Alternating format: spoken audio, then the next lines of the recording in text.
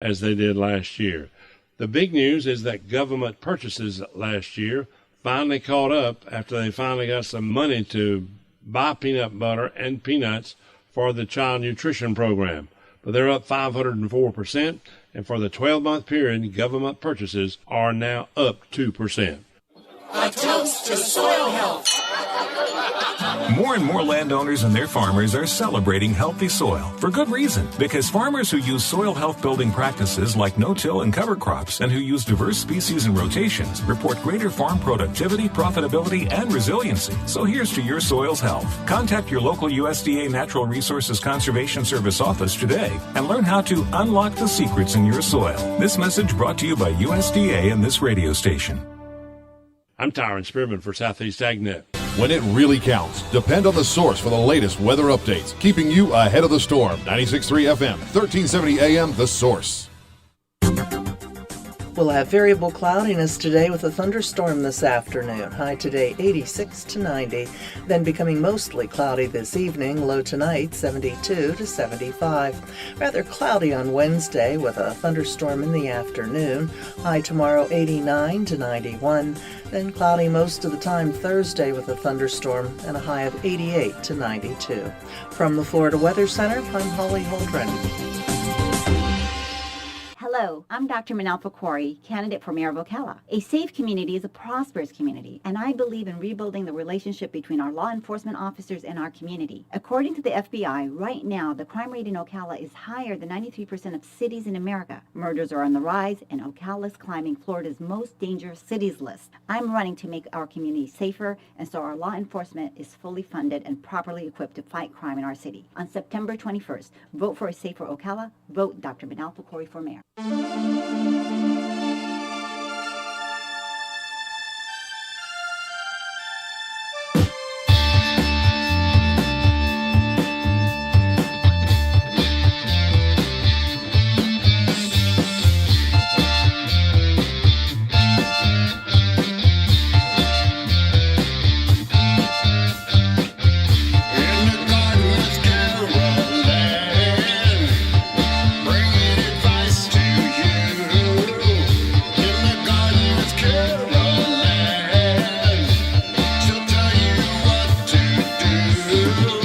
That's right. It's In the Garden with Master Gardener, Carol Ann Baldwin. She joins us every Thursday. She's taking your phone call. 622-9622 is the number to call if you have any questions about, plants, gardens, flower beds, flower pots, trees, bushes, grass, chiggers, grubs. Whatever you got. Whatever you got. Whatever you got out there. As long as it grows in the ground. So long as it, or in a pot. Or in a pot. Or hydroponically. If it's gardening related kind of stuff, landscape related. Good morning. Good morning. How was your week? It's been good. It was talked Tuesday that it was dry, and Wednesday it was wet. It didn't dry out Wednesday. It did not dry out. And it was a good rain. It was. It was like a soaker hose instead of a fast water. Yeah, it was just all day. Yeah, it wasn't like that you lost the one pop up in the yard and it's spraying all over. Right. This was the oscillator all day long. Yeah, I literally had to on Saturday. Yeah. 4 days after the rain, Thursday, Friday, Saturday. Had to get out and mow. I know. I literally had to take my mom and empty her saucer. Empty the water out. Yeah. Yeah. The water had soaked through the dirt, and her saucer was full of water. Yep.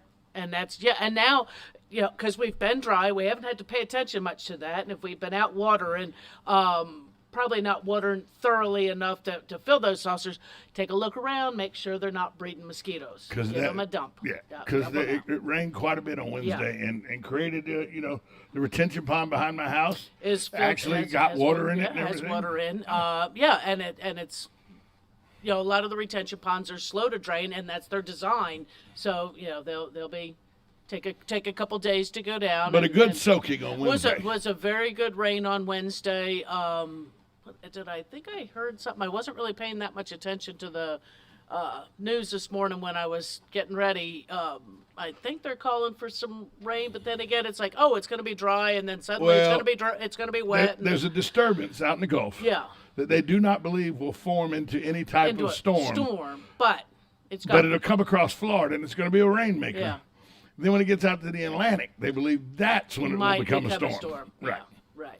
So it looks like Thursday of this week, Friday of this Sometime- week, we're going to get a pretty good rain. Right. So right before, if you're off the weekend or you're off near the end of the week, Right. yeah. We're going to get a pretty good One rain. of those, yeah. So yeah, with the rain though, everything jumped. It did. It greened some things back up that might have been looking a little sad out in the landscape. So yeah, the lawns, shot up and grew. It's that time of year.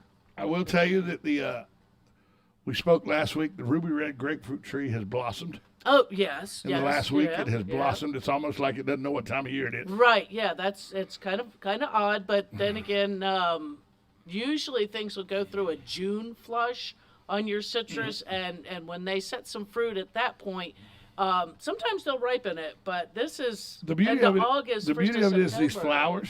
Oh, just There's no fruit on them. okay. And the flowers have died. And I've looked. Okay, and there's no okay. So then it was just a flush. yeah, just they a just flush, yeah. and fragrant. Oh, my goodness. That's to me, the citrus blossom is Oh, my is goodness, my it's fragrant. favorite. When I'm at work, if we've got trees that are in bloom, I'm in a hurry to go take care of, and I'll walk past them and go, oh wait a minute, I'll be right with you. Let me go stick my nose here in the middle Right. of the citrus trees because it's my favorite fragrance. That's what a bee does. Sticks his nose right in the Oh middle yeah, of it. I must be part B. Yeah, But yeah, so even though it bloomed, right. there's no fruit behind There's no fruit, and your tree is still young, so you really wouldn't have wanted it to have fruit. And at this time of the year, it just there's not time for that fruit to ripen. So a lot of the smaller fruited trees, if they do that June flush, they will ripen a second crop. And because I've had it happen, was it a Hamlin? I think we had the Hamlin. One year it was like we bought it as a gift for someone else, a Parson Brown. I think they got the Parson Brown and we had the Hamlin. And in June, I thought Parson Brown was part of a Christmas song. no, Parson Brown is a citrus tree, and it's actually a local breed. It is still part of a Christmas song. Yeah, it too, by the is. way. Yeah, it is. Frosty the Snowman, I believe. Exactly. It is, yes. Exactly. Corncob pipe, button nose, Yep. two eyes made out of coal. Yep. So, but I talked to Lori at Bob Wine's. Right. She was surprised that the citrus tree had bloomed too this late. Yeah. Yeah. And she was like, "Did that have any fruit? Does it?" And I go, "No, it doesn't have any fruit." She goes, "That's strange." Yeah. Well, and you know what? It's been again, it's been a dry summer. I say it's been a dry summer. I'm not a meteorologist. I'd have to, We're figure according out. to Channel 2, we're almost 2 inches below normal Okay, and I mean that can be significant as of this for morning, us, and that means with the soaker last week and Right, everything, we're right. still 2 we're inches still a below couple normal. inches below Right. normal. Mostly because that we've had that Sierra dust come across a couple of years ago. We had that Sierra. Was that last year? The Sierra. 2 years ago. Sahara, not Sierra. Sahara It makes dust, yeah. fantastic sunsets. Oh yeah, it just stops tropical formations Yes. at time, and that's part of it too. Is most of the tropical stuff has gone around us. It's out to sea. Larry's out there He's swirling churning around. out in the He's middle of churning nowhere. out in the middle of nowhere, just disrupting. Category 3, but yeah. doing no damage. No damage, Just and churning the the sea. ships know to stay away from it. They Yeah. they have all the radar, and the others have gone off into the And Gulf hurricanes side. turn the sea. That's something they do on purpose because that's part of the It- cycle right, of life of the yeah, earth. it brings stuff up out of the bottom that feeds the planktons and stuff, Right. and it's a good thing. Yeah. So, with going forward now, though, we're going to start to get into, somebody sent me a meme yesterday that made me laugh. They go, we're starting to get into the fall season in Florida. You know what that means? The license plates change color. Not a damn thing, 'cause it's still It's 95 Florida. degrees. Yeah, it's still Florida. But I know, and people are going to think I'm crazy. I even said it to my supervisor and everything else. We've had a couple of nice mornings. Yes. It's This morning wasn't bad. I walked out this morning, it was 71 degrees. Yeah. And the other day it was like 68. And it's like, okay. And then the other, I was off the weekend, so I want to say it was either, it might have been Sunday, because I had mowed Sunday. I stepped out in the afternoon, 6-ish, So still time to. And I went, ooh, I can sit out here. It's nice. It was in the middle 80s, but the humidity It was gone. down. Yes, right. It was like, yeah, I can sit outside and have a cold beverage. And the humidity's the big deal. It is. Yesterday, it is. The humidity was wide open. It was, yeah. It got pretty warm, but it took a little longer in the morning to get there. Instead of it being 82 degrees at 9 a.m., it took that till 10 or so. It took, it's taking a little longer. Well, when I got here at the station yesterday morning to do some things, I got here about 10 till 7. Okay. It was raining. Yes, I had rain before I left. I drove through the rain to get to work. It was raining. Yes. And it rained a good 35 minutes here. I was going to say, yes, it did. So, but after that, it was almost like that rain got rid of the humidity. Yeah, because I had turned my sprinkler on, my little vegetable patch. I had turned my sprinkler on that, and then I went, wait a minute, I believe it's raining. And I stuck my head out and said, it is, but you know what? It's not going to last. And it didn't. By the time I was leaving for work, it had stopped half hour before that. So it was okay. I turned the sprinkler off and head to work, and then drove through rain all the way there. But yeah, it wasn't a heavy rain. It was just another nice little continuation. And yes, it kept that morning a little cooler, and the afternoons, as the sun is going down earlier, so it does cool it just a little bit earlier as well, just because that sun, getting down below some tree lines and things like that. So, we're cooling off a little sooner in the day. Which is okay with me. Yeah, it's part of, and I people just haven't don't realize, seen the big sea breeze. We've been hit a little bit of, but we're not getting the rain. So right, and we're not getting the thunderstorms. No, this summer we've not had. We've had some thunderstorms, but it hadn't been every day of the right, week every for right, 9 weeks in a row. Yeah, every afternoon at boom. Well, we were getting them there at 6 o'clock every day because that's when I would leave for work. Yeah, for about a month. But then it got dry, stopped. And now we're getting ready to come into that drier season. So if you've had your irrigation off or whatever, you might want to check them, make sure they're operating properly. If you're set your sprinklers, set your timers. But no, get out there. You got you got a half a dozen or a dozen empty yogurt cups or cat food cans or tuna tins, something like that around in your irrigation system. Yes, your neighbor's going to look at you funny, but they can borrow them afterwards and set theirs. The best way to tell how much water that's you're how much. putting in the ground. Is scatter them around through and make sure it's reaching everything. Sometimes people come in and go, "Hey, I got this one spot in the yard," and it's like, well, if you're running irrigation, check and make sure it's reaching. Make sure it's not being, blocked by something and that it's not getting throughout your whole lawn and landscape area. Check if you've got pop-ups. Check your donuts. Make sure that, or those areas that the pop-up's not being blocked or prevented from coming up all the way. You just have to get in there and dig that grass and stuff out, or I know people will yell at me if I, say spray that through with Roundup or whatever, and then dump some more sand in, raise that up, because finding those donut cutters is difficult. Yes. Haven't had any in my store for I think since last year, so they just I don't know. If a listener asked me to ask you this, and okay. I mentioned it in the opening monologue. Right. They have holly bushes. Okay. As their front hedges around their house. And their holly bushes are about 3 foot tall. Okay. They keep them boxed, very squared and boxed. Okay. It's a very dense plant. If you look at it, it's very nice and inside the leaves. The branches are very dense. Okay. So he's having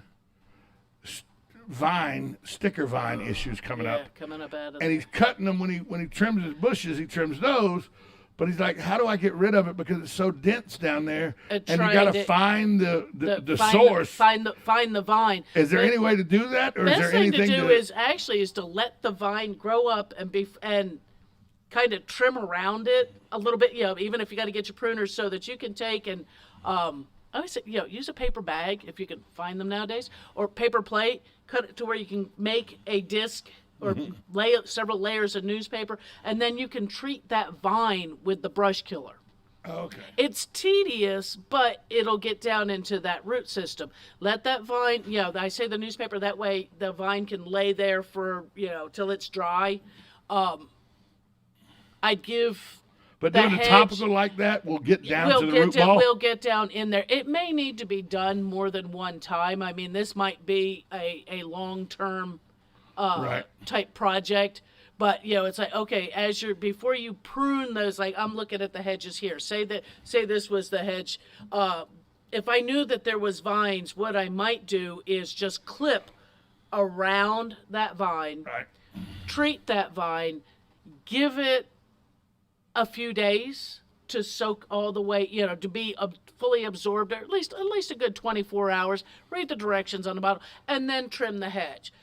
If that vine grows back, again, keep an eye out for it, because this is something you're trying to tackle, and do the paper plate or the newspaper, just something you can lay on top of there, and treat that vine, let that, and it will get down into that root system. And I usually say the brush killer is not going to kill your grass. Yes, it could kill the shrub. So use something to protect that plant underneath there. Otherwise, you're trying to fish it out underneath. Right. Again, laying something on the ground so that you can treat that vine closer to. But, the shorter you can do them, the better. And, of course, every time you cut them off, and you see this in parking lots, they just trim everything. And it's like, there's not a bush left there. I believe the bush is dead, but the grasses and the vines are out of control. And they almost need to be replanted, dug out and redone. And so instead of that becoming the problem in the home landscape, you can tackle them, little at a time. And how to vine it? Is that just from like bird excrement or Yeah, something probably. like that? Is that... Yeah, probably. Yeah, or picked up seed off of the dog or raccoon or birds. My buddy's got a pretty wide. He's got the holly bushes are probably 3 foot across. Right. They're wide holly bushes. Yeah. And probably 3 foot tall. Mm-hmm. And these vines are right in the middle of them. Oh, never seems to fail. And who knows? I mean, years ago, there may have been a little tiny piece of that root. It sounds like it might be Smilex. It's the sticky vine. It's got like the elephant, the small like looking okay, elephant. yeah, ears. and that's the Smilex vine. Bullbriar, catbriar has a lot of different names to it. Underneath there, the root system is massive. So he's not going to be able to dig that out of there, and without it's going to take without digging the bushes out. One time I dug out one. It was up by a trailer on the property, and where it would keep going up and under the siding. Right. And I said, I'm tackling this, and I think I treated it a couple of times with some brush killer, and so I think I weakened the root system enough that I got digging, and what I dug up was the size of a lid to the garbage can. Wow. I thought you were going to say a bulb about the size of a potato. No. But much bigger. It was the size of the lid, and these are like multi-segmented. So if you had gotten in there with a shovel and just chop, chop, chop, chop, you'd have created more of a problem. You'd have left a whole lot. I would have pulled out that part that had the vine sticking out, but I would have left half to 3/4 of that in the ground just to come back again. And you chopped it up, so I made even. It's ready to go more, now, right? Right, made even more. So it is one of those kind of things that you're going to tackle it over an extended period of time. That's what we're having problems with right now. Is we have jasmine growing on the trellis. Right. But now the jasmine's growing on the trellis, and instead of coming down the trellis, some of the jasmine has went up on the roof. Yeah. It's trying to get up under the under the shingles and that. Yeah. That's not good. No. I just go by with the electric trimmer and just trim it up. It up. It'll be fine. Same thing. People have seen and I saw a post and I felt bad that somebody poo-pooed this thing, that air potato beetle. Air potatoes are it's different than kudzu, but still just as bad. Except that it dies back in the wintertime. The air potato beetle was introduced from Asia, and what it eats is those leaves on the air potato. It will also attack sweet potato. Have seen that. Sweet potato's garbage anyway. So. Yeah, I mean, it's if people like them. A lot of times you don't have sweet potato or air potato necessarily in a lot of parts of the county, but a lot of wooded areas. But the air potato beetle does consume the leaves, and it does weaken that plant. obviously digging up the tuber, the root ball, is going to be your number one way of getting rid of the air potato.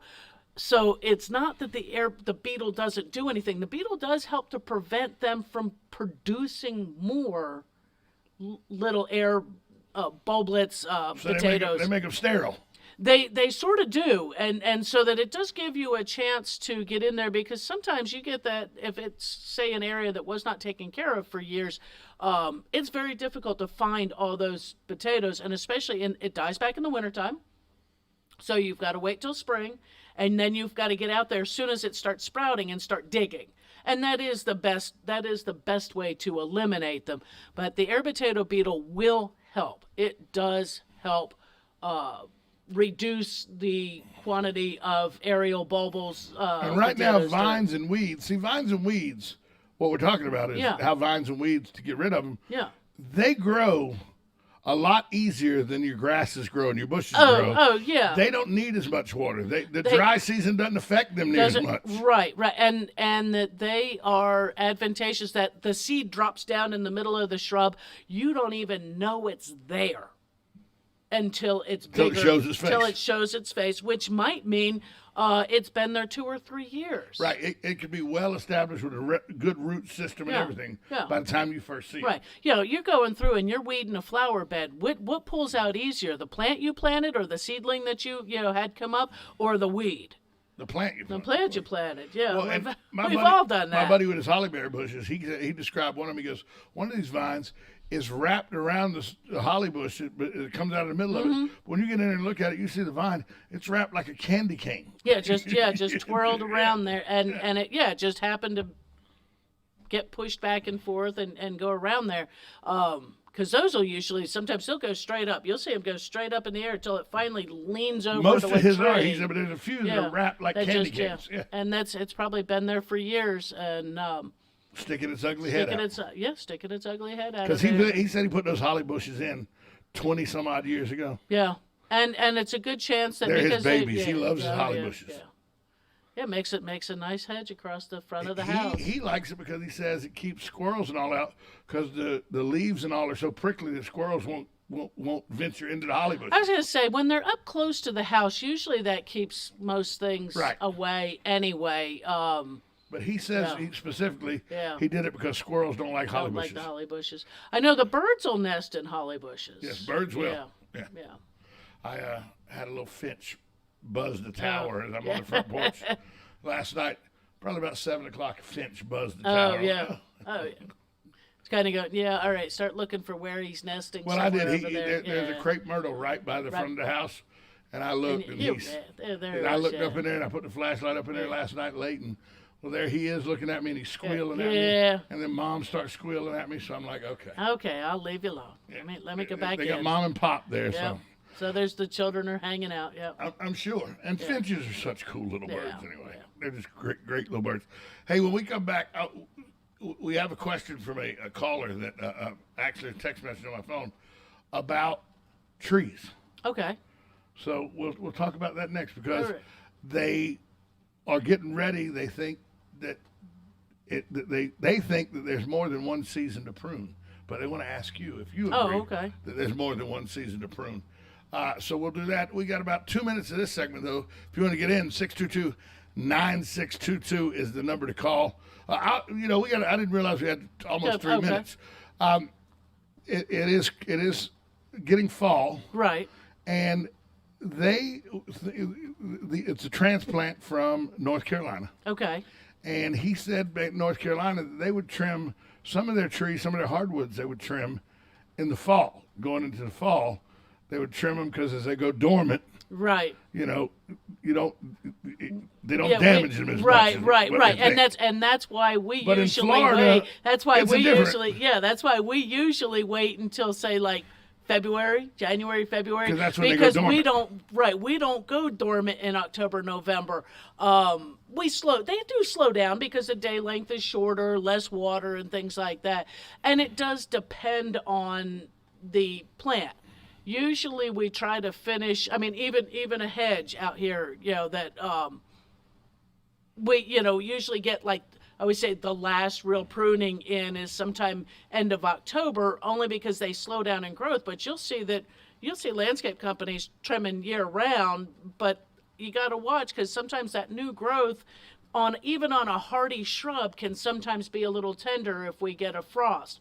So, that our first frost date, possible frost date, isn't till November the 15th. So if we're starting to prune in October, we may still get new growth, because we may not get that first frost until later. I know we have been getting at least one light frost mid-November. We can get them as early as 1st of November, even Halloween. I've been in the Florida-Georgia game in Jacksonville where it was 27 degrees on the 29th of October. Yes. Yeah, it's been, and I've spent many a Thanksgiving mornings trying to stoke up a fire to cook my turkey and stay warm at the same time. In Florida, here in Ocala. So we can get that cold weather, but usually, any heavy pruning or anything like that, we usually try to put off until, you should say, after the first of the year, when we actually do get that full dormancy. We've had a few frosts, things have settled down, and they're not trying to throw out new growth. Master Gardener Caroline Baldwin, she's here every Tuesday. 622-9622 is the number to call. We'll be right back after this short timeout. You're listening to 1370 AM, 96.3 FM, WOCA, The Source.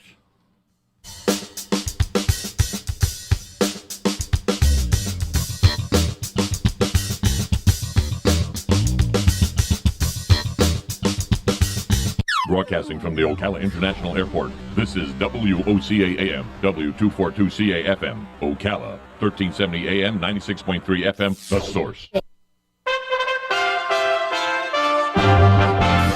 USA Radio News with Lance Pry. Over the years, 780 prisoners have passed through Guantanamo Bay. Many of the remaining 39 are entering their second decade in the East Cuban detention facility. They were labeled enemy combatants without rights. The only time frame for their release, if ever, Dick Cheney said, the end of the War on Terror, which officially is still going on. Tuesday, after a 17-month pause, the pre-trial hearings for Mohammed and 4 others are set to resume just days ahead of the anniversary of the attack. The military commissions resumed hearing in May, and Biden has sought quietly to release those not facing trial.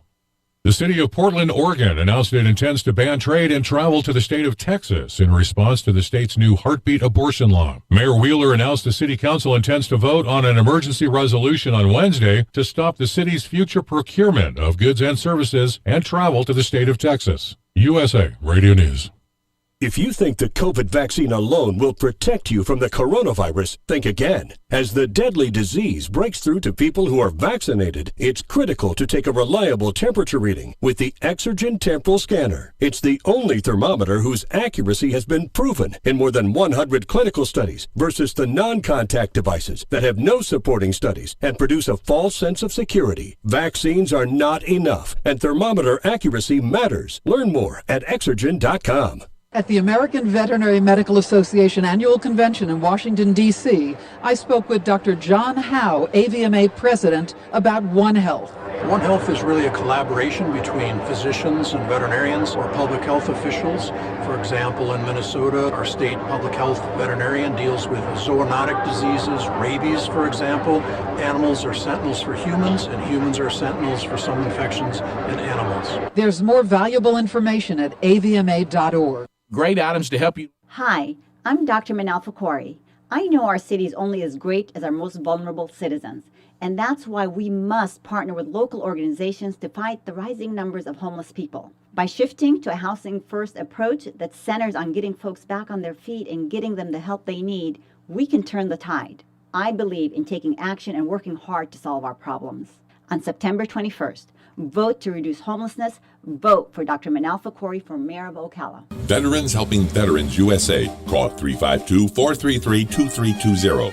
We help veterans and their families with limited financial assistance, counseling, employment referrals, and a food and clothing bank. You can help in making a huge difference in the veterans' lives we serve by donating food, clothing, household items, or direct financial assistance. All donations are tax deductible. Veterans Helping Veterans USA. 352-433-2320. Thank you for your attention, and God bless America. You're getting ready to move and you work hard. That's why you call Two Men in a Truck, 352-289-0666. You need pros, trained professional moving experts to do the heavy lifting for you. That's why you call Two Men in a Truck, 352-289-0666. They care about your things as much as you do, and they do it fast and right. That's why you call Two Men in a Truck, 352-289-0666. Visit twomeninatruck.com and get moving. 2 Men in a Truck. Get out and vote. September 21st is the election for the city of Ocala. It's nonpartisan, so whether you're a Democrat or Republican doesn't matter. It's a perfect time for all registered Ocala voters to be heard concerning local issues. Every vote matters. Don't let someone else speak for you by not voting. Apathy about voting has become somewhat of a problem. Get out and vote. Be part of the solution, not part of the problem.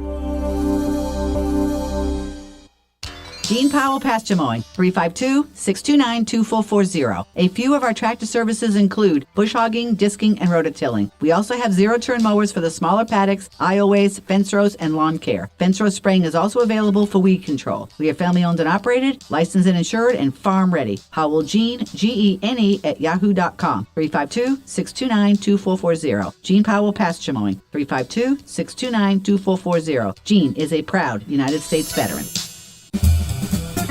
Hello, I'm Mark Sears with Regency Printing. With over 10 years in the printing business, I know you'll find Regency Printing the place for all your local printing needs. Plus, I have fax services, mailbox rentals, notary service, U.S. mail, pack and ship, all at one convenient location, 2375 Northeast 25th Avenue. Just look for the yellow signs. Regency Printing, 789-6683. That's 789-6683. Regency Printing. If you're thinking about giving your yard a little pick-me-up for fall, the place to start is Bob Wine's Camellia Gardens in Ocala. In this one fabulous garden spot, you'll find thousands of colorful and fast-growing plants at truly amazing prices. Examples, all azaleas in their huge display, large and small, in a variety of colors are 50% off. Yes, azaleas blooming and ready to bloom for fall. Half price at Bob Wine's. And don't forget this BOGO. Mix or match your choice of flowering shrubs. All buy one, get one free while they last. And if you're ready, Bob's famous fall veggies are ready for you. The jumbo 4-pack, too many to mention, not $8.99, just $4.99 at Bob Wine's. And look for those gorgeous single and double blooming hibiscus, marked down to just $29.99. Your fall starts at Bob Wine, so hurry on over to Southeast 38th Street in Ocala. Daily till 4, Saturday till 3, and the same blooming place since 1952.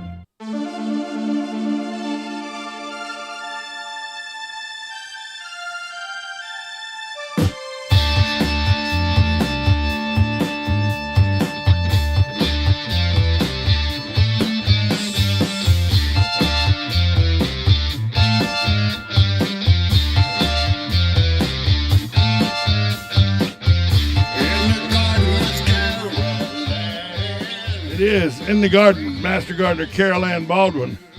She joins us every Tuesday. You can be a part of the show. 622-9622 is the number to call. I was kind of surprised Hugh didn't call when we first started talking about rain. I know. Thought Hugh would call and give us an update on how much rain he had out of his house. Yeah, I'm surprised. Yeah, I'm surprised. You know, I play a lot of golf. Yeah. And my buddies of mine play a lot of golf. One of them said, you know, I got a nice yard. He's got a nice St. Augustine yard. He does. He goes, but every now and then it gets a little spots in it. Yeah. And I know my golf course aerates their grass twice a year. Yeah. Should you aerate your lawn ever? Yeah, I mean, you can do that. It does help.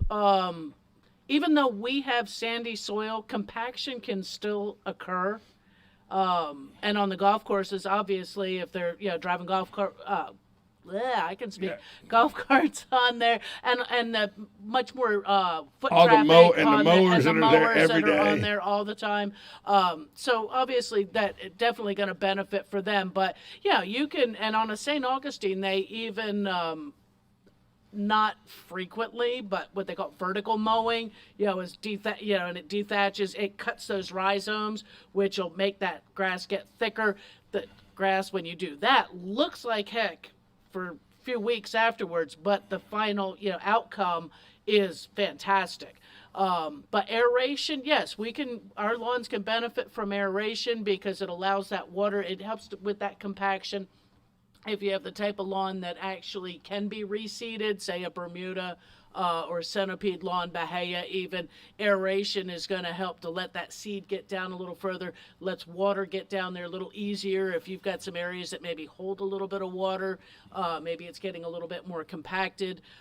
It allows your fertilizers to get down in there a little bit better. So, an annual aeration isn't going to hurt anything, and it will be a benefit to. Is that something you can do yourself, or is that something you probably should have a company come in and do? You can do it. It's usually the tool is pulled behind a riding mower kind of thing. Right. So it's not something, I don't think that there's one that you can just set, like I have a small yard, I just use a push mower. Right. If there's something that you can just run through as a walk behind type product. But I know at one time they were doing selling the golf shoe spike type thing that you would strap onto your tennis shoes. Just walk around. And just as you mowed, you could do that on a walk behind. I don't know if those still exist. That's actually a good way to aerate, though. Because it's gonna poke little holes throughout the yard. Now, And, when you poke the little holes, is that to get air down to the roots, helps or is to that to get everything? Water, it gets air, food? water. It breaks up that soil a little bit. It's a whole combination. And if you've had an issue with the yard, any of those are going to benefit. They always, on a St. Augustine lawn, because there's not seed for St. Augustine.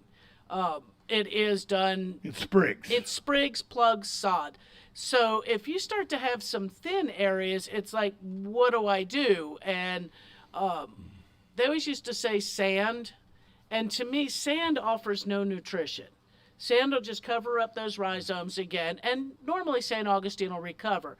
But I think something like a composted manure type product or the mushroom compost type things, or even there is a lawn soil that's out there. The lawn soil happens to contain a starter fertilizer, so it really does the encouragement. But I'm not a big fan of topsoil because topsoil is not screened for weeds. So I wouldn't want to be bringing a weed issue into a thin section of my yard. But the composts and things like that usually have come to temperatures that are hot enough that will kill off most all weed seeds as well as other pathogens that are in the soils. So, you would be putting something like that down. Say you had an area, a couple spots, maybe 2 or 3 feet across. You might be using almost a whole bag of stuff. But you're only going to put a thin 1/8 of an inch or so across that area, and then feathering it in like you might patch a hole in the drywall. That it'll be a thin feathering out into the existing lawn, and then just regular watering. And if you can aerate those areas a little bit, that's going to help that recover as well. Talking about Master Gardener Kelly Baldwin. 622-9622 is the number to call if you want to become part of the conversation. You work at a big box store who puts out plants on a regular basis. Yeah. What are the hot plants right now that people can come grab, and they can add some color to their yard? They can put them in the ground or something. Hanging pots. Right. Add some color to the yard. The perennials are still out and can still be put in the ground now. So as of annuals, there's still the summer annuals that are here because we're still too warm for anything that would be a cooler season. So you're still got to hold on for your petunias and things like that. But if you just sort of need to refresh a pot or something like that for a couple months, you can still put in marigolds and celosia and vinca and things like that. But the mums are coming in. The mums are here. The mum season is here. They're pretty tight. They are tagged to the colors that they are because you may not see any color on them yet. They ship them really tight so that they can stay longer on it, on the shelf, for mostly for us. But when you get them home, it'll only be a matter of say a week or so before they bloom. With the mums, the biggest concern is making sure they get plenty of water. They need that root ball watered. They can go downhill very quickly without that, and you can probably save them, but why waste them? Why spend a whole lot of money if you're not, initially going to take care of that? I find that the soil they plant them in does dry out very quickly. So if you're going to put them into your own planters or into the landscape, I would probably take off as much of that soil that they use, mix it in with your air, with what you've got, but I would not leave that root ball where a lot of times, we'll take a pint plant out of the pot and just break the roots up a little bit and plant it. These I would break off soil and move that aside and plant with better soil, right. Only because those soils that it's not going to be cohesive in there, that it's just, one of those plants that just doesn't like what it's growing. I want to remind listeners, because you've said this numerous times, but I want to remind them again, folks who like to seed grow. Yeah. They like to seed grow turnip greens or cucumbers, right. stuff like that. Are seeds available right now? Very few. And when they come in, are they flying off the shelves? 2020 was the first year that we actually totally sold out the seed rack. This year, not quite so much, but we did sell a lot of seed. The main seed racks are gone. They have to make room. It's not because, there aren't any. It's not seed season yet. Well, it is. Oh, it is because some of our fall and winter stuff would be there, but you almost need to buy when the spring seed racks come in, is buy your seed then if you're going to buy it in the stores. You can still get it out of your seed catalogs and your online seed sources. Those still have product available. There's a few seed racks available. I know our store's got a couple left. They're mostly, I think, the organic or like the heirloom ones that are left. That they removed those other ones. They're gone until next year, until after the holidays, because they have to make room for seasonal product. Right. Even though we can plant year-round in Florida, it's still, they have to make room for that seasonal product. Certainly. And so, I just put in some green beans and squash the other day. I had them in the fridge. I had my seed in the fridge, so I know it's going to be viable at this point in the year. So in spring, get your seed then. If your family's a big squash family, get a couple extra packs of seed so that you can have them. They're good. They're stamped. They're date stamped for the full year.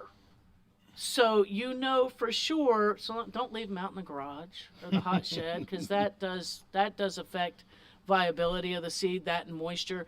I keep them in the fridge. In the fridge? In the fridge, in the bottom crisper drawer. Yeah. Really? Yeah, I keep mine. It's like, okay, there's ham, there's cheese, there's tortilla shells, and there's the Ziploc bags. Then there's the Ziploc bag with the green beans, lettuce, carrot, the whole works in there. You know where they're at, and that they're going to still be good seed because you put them in a climate controlled area. Yeah, took them in an area where they're not there's no temperature fluctuations. And they're kept, kind of kept in the dark, kept cool, and that kind of stuff. So I do, if you're a big tomato or pepper grower, I do like totally tomatoes. Do the pests change seasonally as the seasons change? They can, or pest problems. The pest pressures do change. Because like in when we first put the cucumbers in the ground and everything, our biggest problem was rabbits. Right. And I didn't realize we had that many rabbits Until you put the cucumbers in the ground, yeah. Right. But people think, people forget. People, when they think about, when we say issues with stuff, they think caterpillars bugs and squash bugs, but no. Rabbit, like tomatoes. Rabbits and squirrels and mice. Tomatoes, deer love tomato leaves. Yeah. They'll come tear a tomato patch up. Oh, they'll tear up a whole landscape. Yeah, if you don't put the tomato cage over it, right, you can lose your tomatoes easily to a deer. Yeah. And birds will go after ripening tomatoes. So will squirrels, especially if it's very dry or if there's no squirrels will go after your tomatoes. Yeah. Squirrels will eat anything basically too. Well, that is a very good point. But is there stuff that you sell at the store that is a deterrent to squirrels in your yard? There are deterrents, and I actually, because I know I have a possum I know he's there because he tears things up. And the height, it's not an armadillo getting up there. It's either a possum or a raccoon, and some squirrels. I got squirrels too, unfortunately. And the granulated and they're scent deterrents. They will not harm your cat or your dog. It will help to keep them out of those beds too, because they get a whiff of it and they don't like it. I don't like this. They do seem to work and last even after irrigation or at least lighter rains, because if I use an organic fertilizer, I learned this the hard way last year. I put it in and I planted seeds like the same day, and the next day the beds were torn up. Literally torn up, because the odor of that organic fish and poultry meal and feather meal and that they came to get it. And they will knock over house or plants on your patio if you're using that kind of fertilizer. So this time I put it down, the fertilizer, I watered it in, and I waited.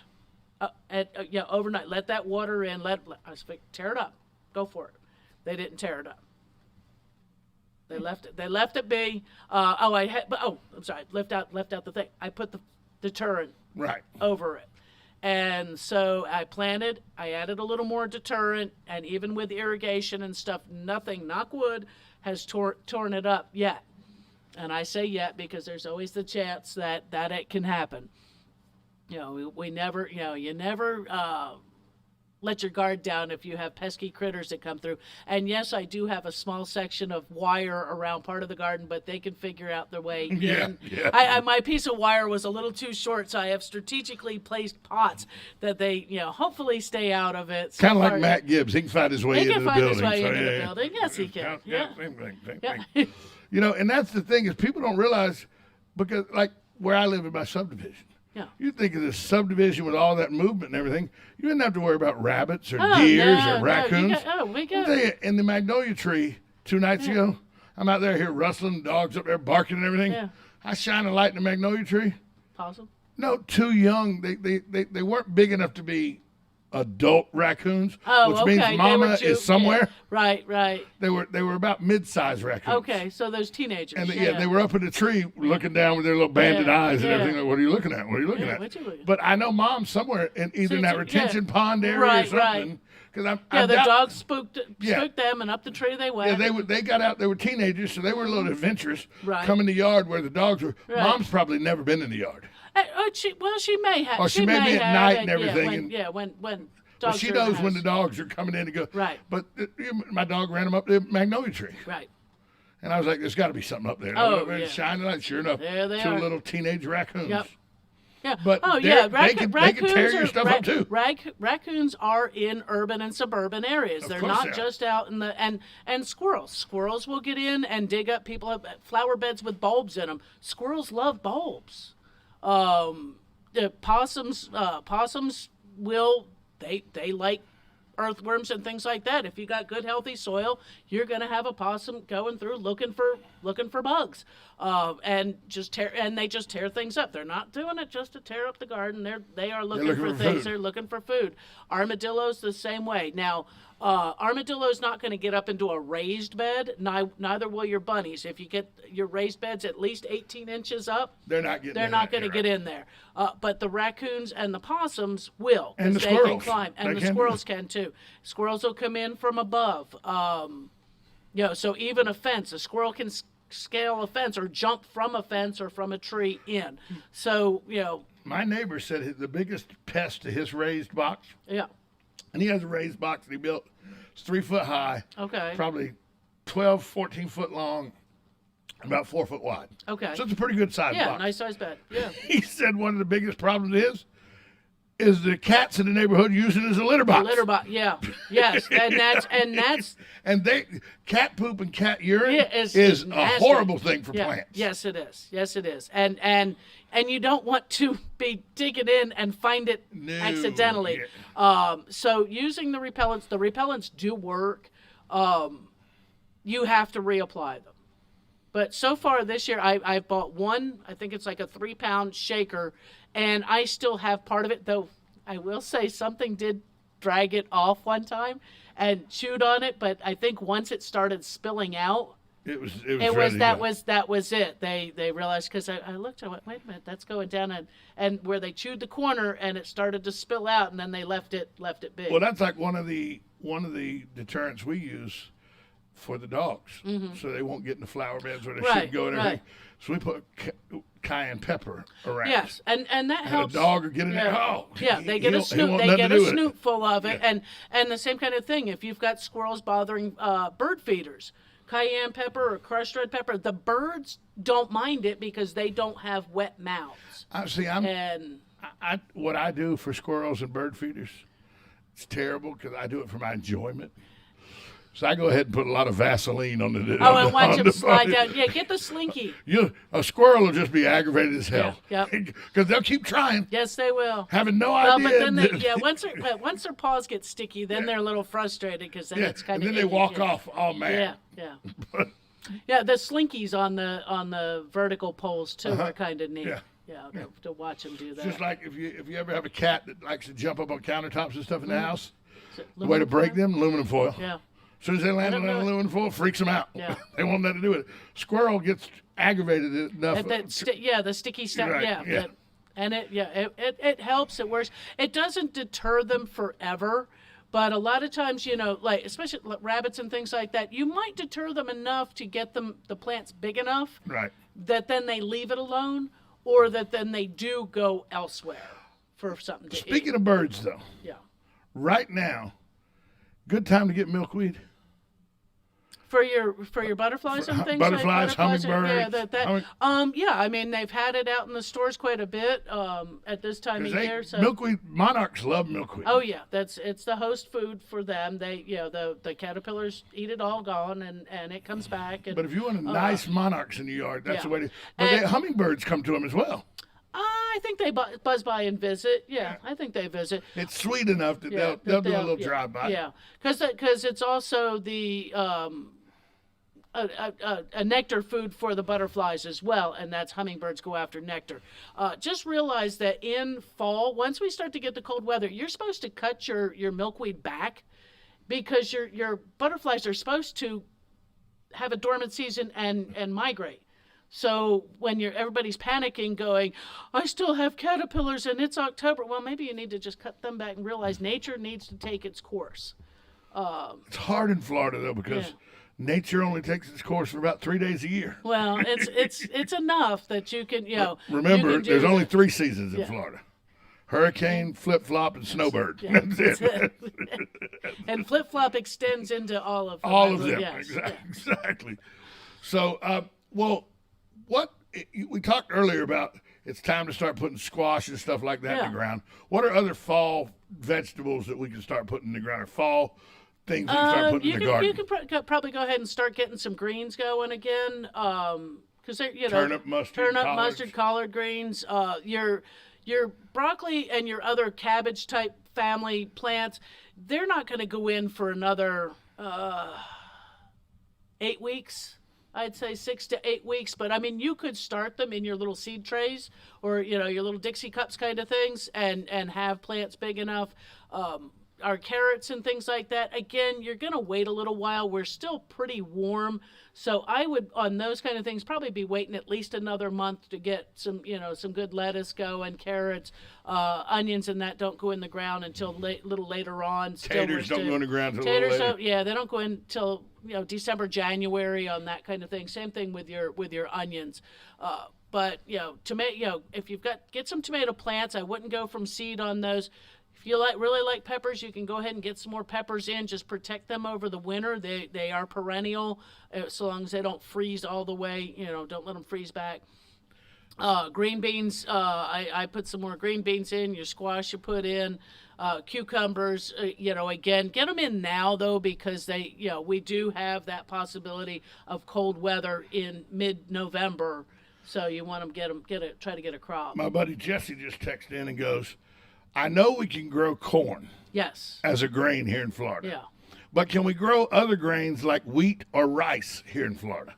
Rice takes special growing conditions because Yeah, they grow swamp. rice in swamp. Well, swamp that you can control. Right. Louisiana grows rice. They grow South rice. Carolina in South grows Carolina. rice. Yeah. I don't know if anybody's really done much rice here. Wheat, I think, is grown maybe a little bit more as a cover crop. His wife makes fresh bread and everything. Got so you. I guarantee you he's one of those organic guys. That He wants to grow his own. Grow his own wheat and grind it and everything. I'm not real sure on those. I'd have to look at that a little further to see. We just don't have the dry we plains don't have like that, right? And we don't have our winter is our driest season, and it's still not dry. And it's still not completely dry. And just to try to get something to go to be dry enough to harvest. We do the hays and things like that, but we don't grow straw. We don't have that wheat straw and things like that, and it's very expensive if you need it to get that. So I'm going to probably say not really. I would think that rice was, if you could build a box maybe, right, to keep it the way it's supposed to, where but you wouldn't get much. Where you can control, or if you have a big enough piece of property to where you can create a patty, right, out of it. But again, rice is one of those things that's difficult to grow. Yeah.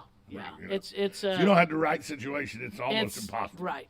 It's not an easy crop. Carol Ann, tell people where they can find you on Facebook and where they can come see you if they want to put a face to the voice. Face to the voice. Okay, the In the Garden Facebook group page is just that, In the Garden. Look for the Ocala one, not the Sarasota one. And then I'm working at Lowe's down there at Lady Lake. Carol Ann Baldwin joins us every Tuesday for In the Garden with Carol Ann Baldwin. Coming up next, Master Gardener Carol Ann Baldwin, by the way. Coming up next, Matt Gibbs from Sunrise Auto repair with personal care with Sunrise and Matt Gibbs. We'll be right here on 1370 AM, 96.3 FM. This is WOCA, The Source. Broadcasting from the Ocala International Airport, this is WOCA AM, W242CA FM, Ocala, 1370